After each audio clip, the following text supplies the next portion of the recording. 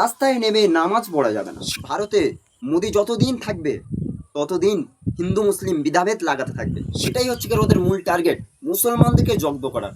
মুখ্যমন্ত্রী মমতা ব্যানার্জি সরে গিয়েছে, চোর সরে গিয়েছে। হ্যাঁ, নামাজ চলবে, রাস্তায় নামাজ চলবে ঈদের দিনে। বাধ্য হয়ে আমার এই ভিডিওটি করতে হচ্ছে। হ্যালো এভরিওয়ান, কি অবস্থা সকলের? কেমন আছেন সবাই? আশা করি অনেক ভালোই আছেন। আপনাদের দোয়ায় আমিও অনেক ভালো আছি। তো ভারতের পশ্চিমবাংলায়, পুরো পশ্চিমবাংলা জুড়ে একটাই তোলপাড় ছুটছে যে বিজেপি সরকার শুভেন্দু অধিকারী উনি এই ভারতের পশ্চিমবাংলায় মুখ্যমন্ত্রী হওয়ার পরে যে আইনগুলো বের করছে, পশ্চিমবাংলায় গরু কাটা নিষিদ্ধ করা হয়েছে। এটাই হচ্ছে ওদের মূল টার্গেট, মুসলমানদেরকে জব্দ করার। আবার বলছে কি গরু কাটতে পারবে, তবে বয়স থাকা লাগবে। এটা কি ভাই? এটা কি? আমি একটি কথা বলতে চাই যে কি আইন বেরোচ্ছে আমাদের এই ভারতে। কত সুন্দর একটি সমাজ ছিল, এখন সেই সমাজটা কোথায় চলে যাচ্ছে দিন। রাস্তায় নেমে নামাজ পড়া যাবে না, রাস্তায় নেমে নামাজ পড়া যাবে না, কারণ রাস্তা জাম হবে এই কারণে। আচ্ছা ভাই, রাস্তায় নেমে নামাজ কতক্ষণ পড়ে? কতক্ষণ মুসলমানরা পড়ে?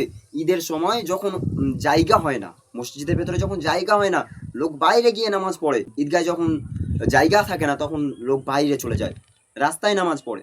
তাই বলে ভাই এরকম নিয়ম বের করতে হবে? কি নিয়ম এটা? চলুন আমরা হিন্দু মুসলিম সবাই মিলে কড়াভাবে পথে নামতে হবে, এর বিরুদ্ধে প্রতিবাদ জানাই। নাহলে হবে না। ভারতে মোদি যতদিন থাকবে ততদিন হিন্দু মুসলিম বিধাভেদ লাগাতে থাকবে, বিধাভেদ লাগাতে থাকবে। হ্যাঁ, নামাজ চলবে, রাস্তায় নামাজ চলবে ঈদের দিনে যখন জায়গা থাকবে না। এটা কত সুন্দর একটি পরিবেশ ছিল, কেন এরকম করলো? হ্যাঁ, গরু জবাই হবে, ওই যে গরু জবাই হবে বলছে ধাড়ি গরু লাগবে। আমাদের ইসলাম শরিয়াতে ধাড়ি সেরকম কোনো গরু জবাই করা চলে না, যে গরুর পা খোঁড়া, লেজ কাটা, খোঁড়া, এরকম গরু চলে না। একদম মোটা তাজা, দেখতে সুন্দর, সেরকম গরু আমাদের ইসলাম ধর্মে জবাই করা জায়েজ। আর উনি বলছে কি বুড়া গরু লাগবে জবাই করার জন্য। শুভেন্দু অধিকারী কি চায়? কি চায় শুভেন্দু অধিকারী? হিন্দু মুসলমান ভেদাভেদ লাগাতে চায়, যুদ্ধ করাতে চায়। চলুন আমরা সবাই মিলে রাস্তায় নামি, সবাই মিলে হিন্দু মুসলিম একত্রিতভাবে রাস্তায় নামি। মুখ্যমন্ত্রী মমতা ব্যানার্জি সরে গিয়েছে, চোর সরে গিয়েছে। আচ্ছা, চোর সরিয়ে কি এনেছেন? ডাকাত এনেছেন। আপনারা চাননি যে ডাকাত আসুক, জোর করে এসেছে। মুখ্যমন্ত্রী বলছে যেটা উনি ভোট চুরি করে জিতেছে, আমাকে বের করে দিয়েছে, দিয়ে ওরা ভোট দখল করে নিয়ে জিতেছে, ভোট চুরি করে নিয়েছে। আমার মন বলছে হয়তো এটাই হবে, কারণ ওনার তো জেতার কোনো কথা না, এই পশ্চিমবাংলায় আসার তো কোনো কথা না। ভারতে যে মুসলমানদের উপরে ও নির্যাতন করছে, ওর নির্যাতন করার জন্য একদিন ওকে জবাব দিতে হবে।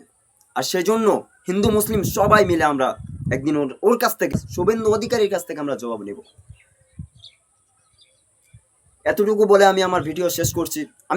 আমি চাইনি যে আমার ইউটিউবে বা ফেসবুকে ইনস্টাগ্রামে এভাবে ভিডিও নিয়ে আসবো। বাধ্য হয়ে আমার এই ভিডিওটি করতে হচ্ছে। আমি ভাবিনি কখনো যে এইভাবে আমি ভিডিও নিয়ে ইউটিউবের জগতে আসবো, ইন্টারনেটের জগতে আসবো। সকলে ভালো থাকবেন, সুস্থ থাকবেন। আল্লাহ হাফেজ।